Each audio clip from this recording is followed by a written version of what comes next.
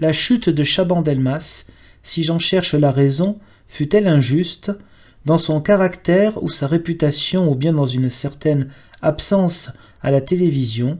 Je concède que la moindre erreur pèse lourd dans une pareille affaire. Mais cette explication reste superficielle. En vérité, l'héritier naturel du régime institué par De Gaulle, c'est Giscard. Je l'ai compris voici 10 à 12 ans, à la lecture du plus remarquable ouvrage paru sur les événements de mai 1958, le petit livre dense, malheureusement peu connu, de Maurice Mouillot, La mystification.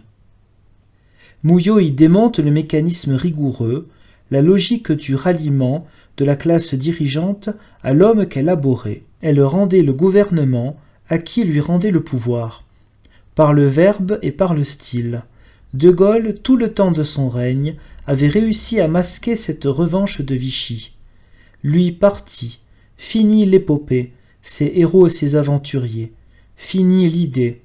La France conservatrice des présidents de chambres de commerce, de l'ordre des médecins, des PDG et des notaires n'avait plus besoin de faux semblants. Dimanche, elle a réglé ses comptes une deuxième fois. Pauvre Chaban!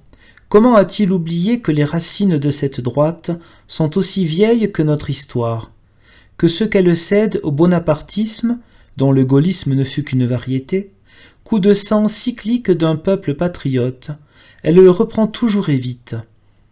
En ressortant la croix de Lorraine, en rameutant Malraux, en réveillant les fantômes d'une époque sortie du temps, il a commis un contresens et s'est perdu.